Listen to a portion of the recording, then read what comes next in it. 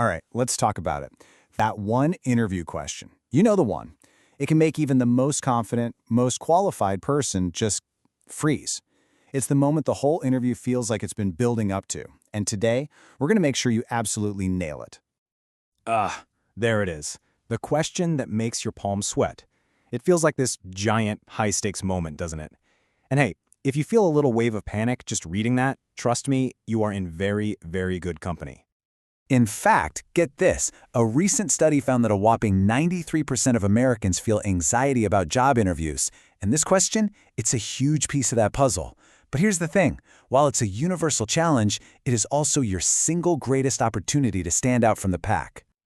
So, here's our game plan. First, we're going to look at what they're really asking. Then we'll cover the common traps you need to avoid. After that, I'll give you a winning formula, and by the end, you'll see how to turn this moment of stress into your absolute standout moment. Okay, first things first. Before you can even dream of crafting the perfect answer, you have to understand the question behind the question. Because spoiler alert, it's not just an invitation to list off your skills. No, it's much deeper than that. This right here is the fundamental shift in mindset you absolutely need to make. The interview isn't really about you, it's about them. It's about their need. See, they have a problem, a goal, a gap on their team. They're not asking you to just read your resume out loud. They're asking you to connect the dots for them and prove that you are the solution to that specific problem. You know, one of the best ways to figure out the right thing to do is to first understand what not to do. Way too many awesome, qualified candidates shoot themselves in the foot by falling into a few really common traps.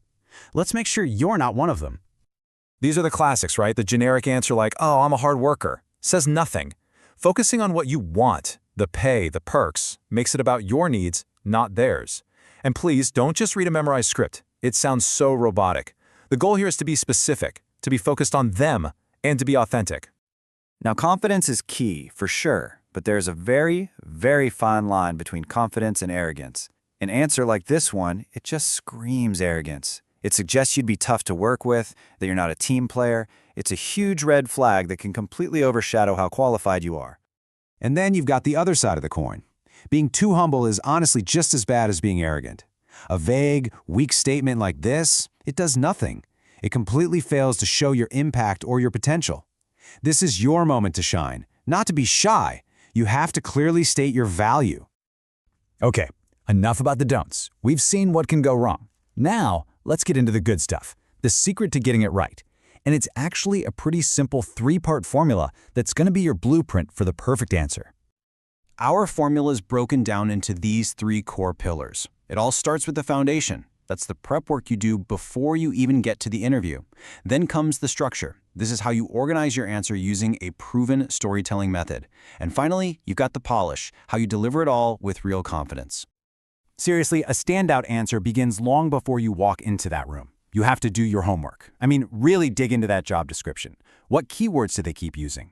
Research the company, their mission, their latest projects. Your whole goal here is to figure out their main problem so you can present yourself as the perfect solution. And that brings us to the golden rule of any great interview answer. Anybody can tell an interviewer they're a problem solver, but the candidates who actually get the job, they're the ones who show it. And the best way to do that is with stories, because our brains are literally wired to remember stories way, way better than a boring list of facts.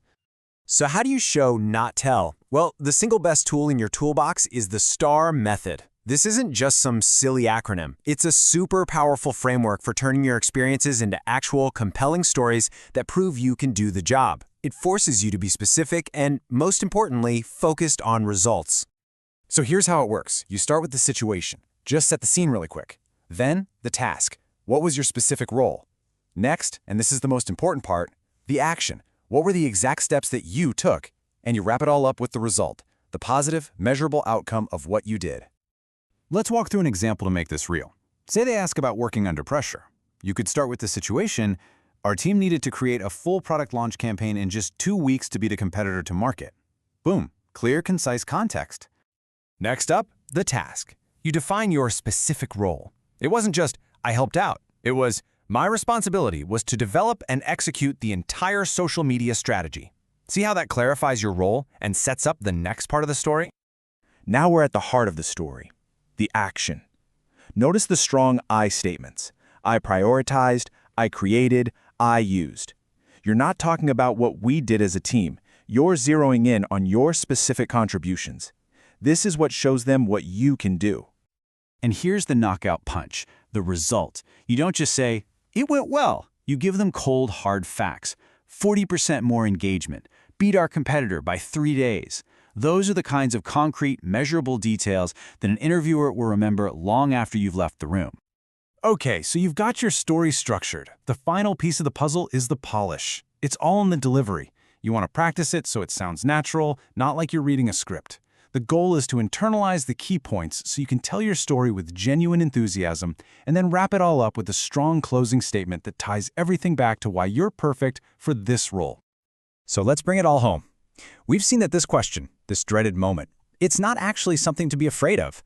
When you reframe it, when you prepare for it, and when you structure your answer, it stops being a moment of stress and becomes your single biggest opportunity to shine. If you remember just one thing from all of this, let it be this. Your entire answer has to be built around the idea that you are the solution. You have to show them that you've done your homework, you understand their problems, and that your unique skills make you the perfect person to solve them. And that leaves us with one final, powerful question that I want you to think about as you prepare. Don't just think about your skills, think about your stories. What is your single best story that proves you are the solution they have been looking for? Figure that out, and you'll be ready for anything.